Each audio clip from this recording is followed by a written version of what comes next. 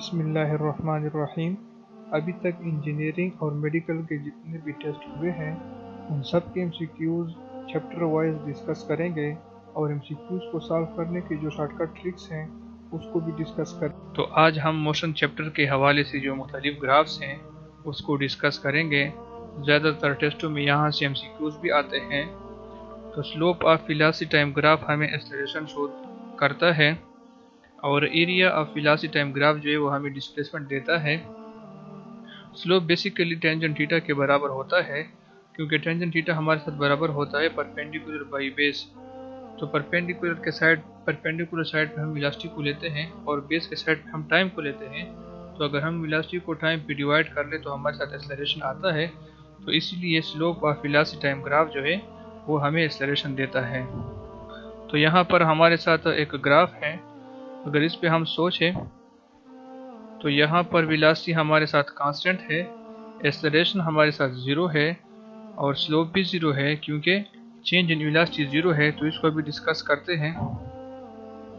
Let's suppose ये हमारे साथ 1 है, ये हमारे साथ 2 है, ये हमारे साथ 3 है, ये हमारे साथ 1 है, ये हमारे साथ 2 है, ये हमारे साथ 3 है। तो 1 सेकेंड पे हमारे साथ वेलोसिटी 3 मीटर पर सेकेंड है, 2 सेकेंड पे भी हमारे साथ वेलोसिटी 3 मीटर पर सेकेंड है, 3 सेकेंड पे भी हमारे साथ वेलोसिटी 3 मीटर पर सेकेंड है। तो यहाँ पर चेंज इन वेलोसिटी जो है वो ज़ीरो है, क्योंकि चेंज बराबर होता है फाइनल माइनस इनिशियल। तो यहाँ पर भी 3 है, यहाँ पर भी 3 है। तो अगर हम 3 से 3 को माइनस करें तो हमारे साथ 0 आता है। तो 0 डिवाइड बाई टाइम हमारे साथ बराबर होता है 0, क्योंकि 0 को जिस चीज़ पे भी डिवाइड करें तो हमारे साथ 0 होता है। तो इसीलिए यहाँ पर एक्सेलरेशन भी 0 है, स्लोप भी 0 है और चेंज इन वेलोसिटी भी 0 है और वेलोसिटी कांस्टेंट है। ये हमारे साथ एक दूसरा ग्राफ है। तो अगर इसको हम देखें तो यहाँ पर हमारे साथ वेलोसिटी इंक्रीज हो रही है। ये देखें, वेलोसिटी हमारे साथ इंक्रीज हो रही है। तो यहाँ पर वेलोसिटी इंक्रीजिंग यूनिफॉर्मली का मतलब ये है कि अगर अब यहाँ पर 1 है और यहाँ पर भी 1 है, यहाँ पर 2 है और यहाँ पर 2 है तो अगर हम इसको जॉइन कर लें और इसको भी जॉइन कर लें तो यहाँ पर 1 को 1 पे डिवाइड कर ले तो हमारे साथ आता है 1, और यहाँ पे अगर हम 2 को 2 पे डिवाइड कर ले तो भी हमारे साथ आता है 1। तो एक्सेलरेशन जो है ना वो पॉजिटिव है, कांस्टेंट है और यूनिफॉर्म है, और वेलोसिटी भी जो है इंक्रीजिंग यूनिफॉर्मली, वेलोसिटी भी यूनिफॉर्मली इंक्रीज हो रही है। तो एमसीक्यूज में सारे ऑप्शन आ सकते हैं कि acceleration is positive, acceleration is constant, acceleration is uniform, velocity is increasing uniformly.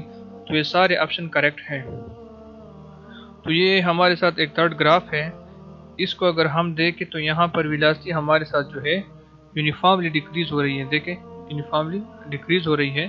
तो यहाँ पर हमारे साथ एक्सेलरेशन नेगेटिव होगा, यूनिफॉर्म होगा, और नेगेटिव एक्सेलरेशन को हम रिटार्डेशन भी कहते हैं, और वेलोसिटी जो है डिक्रीजिंग यूनिफॉर्मली। तो ये सारे ऑप्शन करेक्ट है। नेगेटिव एक्सेलरेशन, यूनिफॉर्म या रिटार्डेशन या डिक्रीजिंग, वेलोसिटी डिक्रीजिंग।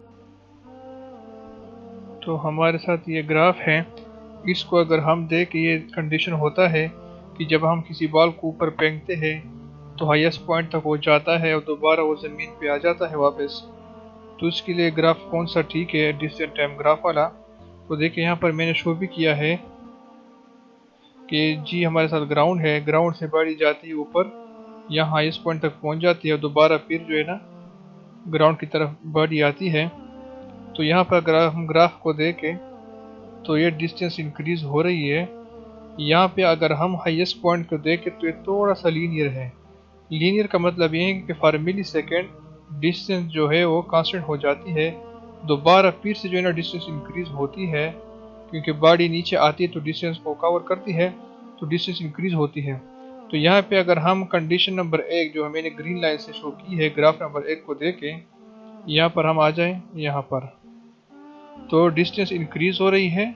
लेकिन अगर हम जनरली आम लाइफ में देखें, जब हम बॉल को ऊपर फेंकते हैं तो इनिशियली स्पीड बहुत ज़्यादा होता है लेकिन जो ही ये ऊपर जाता है तो स्पीड डिक्रीज होती है। तो यहाँ पर डिस्टेंस इंक्रीज होगी लेकिन स्पीड हमारे साथ डिक्रीज होगी अप टू हाईएस्ट पॉइंट। लेकिन अगर हम ग्राफ नंबर 2 पे सोचें जो कि मैंने यहाँ पे शो की है, तो डिस्टेंस तो वैसे भी इंक्रीज हो रही है क्योंकि बॉडी जो है ना डिस्टेंस को कवर कर रही है, चाहे ऊपर हो चाहे नीचे आ रही है। तो यहाँ पे लेकिन डिस्टेंस तो इंक्रीज हो रही है, लेकिन जब बॉडी ऊपर से नीचे की तरफ आती है तो उसकी स्पीड में इंक्रीज आती है। तो यहाँ पर मैंने शो की है कि डिस्टेंस भी इंक्रीज हो रही है और स्पीड भी इंक्रीज हो रही है। ये कंडीशन नंबर 2 के लिए जो कि बॉडी ऊपर से नीचे आ रही है। तो ये सारे कंडीशन हो सकते हैं। आपको इस तरह भी गिवन हो सकता है कि ग्राउंड से लेकर हाईएस्ट पॉइंट तक स्पीड इंक्रीज होगा, डिक्रीज होगा, डिस्टेंस इंक्रीज होगी, डिक्रीज होगी, या हाईएस्ट पॉइंट से लेकर दोबारा ग्राउंड तक डिस्टेंस इंक्रीज होगा, डिक्रीज होगा। तो सिंपली ये है कि ग्राउंड से लेकर हाईएस्ट पॉइंट तक जब हम बॉडी को नीचे से फेंकते हैं तो डिस्टेंस इंक्रीज होगी, स्पीड जो है ना वो डिक्रीज होगी। हाईएस्ट पॉइंट पे स्पीड हमारे साथ 0 होगा और जब दोबारा बॉडी हाईएस्ट पॉइंट से ग्राउंड की तरफ आती है तो डिस्टेंस फिर भी इंक्रीज होगी, लेकिन साथ साथ स्पीड भी इंक्रीज होगी। ये वही कंडीशन है कि अगर हम ग्राउंड से बॉल को ऊपर फेंकते हैं या किसी बॉडी को ऊपर फेंकते हैं, वो हाईएस्ट पॉइंट तक जाती है, फिर दोबारा वापस ग्राउंड की तरफ आती है। यहाँ पर मैंने शो किया है यहाँ पर कि ए से लेकर एच तक बॉडी हाईएस्ट पॉइंट तक जाती है, फिर एच से लेकर बी तक दोबारा वापस बॉडी आती है। तो यहाँ पर हमारे साथ जो ग्राफ है ये है स्पीड टाइम ग्राफ कि स्पीड का क्या पैटर्न होगा। तो यहाँ पर देखें हमारे साथ इनिशियली जो मैंने पहले कहा कि इनिशियली स्पीड बहुत ज़्यादा होता है और आहिस्ता आहिस्ता जो है ना स्पीड डिक्रीज होती है। तो देखें ये स्पीड आहिस्ता आहिस्ता डिक्रीज हो रही है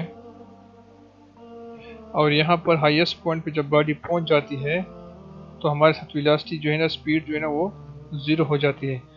फिर हाईएस्ट पॉइंट से दोबारा जब ये ग्राउंड की तरफ आता है यानी एच से लेकर बी तक जो मैंने यहाँ पे शो किया है, दोबारा वेलोसिटी इंक्रीज होती है। तो देखिए इसका पैटर्न ये होगा।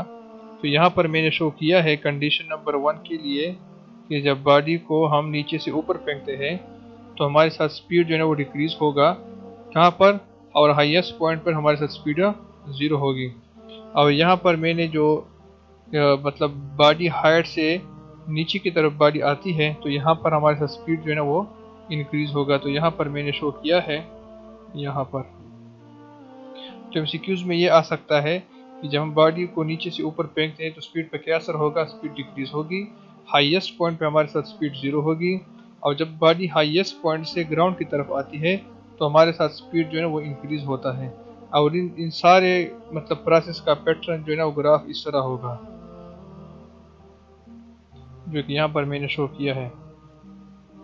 तो आपको एमसीक्यूज में ग्राफ भी दिया जा सकता है, ये कंडीशन भी दी जा सकती है कि स्पीड इंक्रीज हो रही है, ये हो सकती है।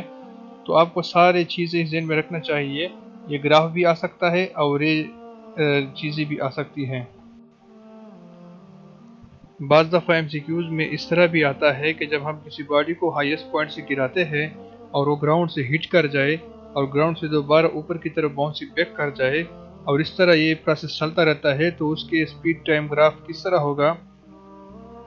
तो देखिए जब हम किसी बॉडी को हाईएस्ट पॉइंट से गिराते हैं तो उसकी वेलोसिटी में इंक्रीज आती है जो इधर मैंने मेंशन किया है, और जब वो ग्राउंड से हिट कर जाए और ग्राउंड से दोबारा ऊपर की तरफ जाता है तो उसकी वेलोसिटी में डिक्रीज आती है।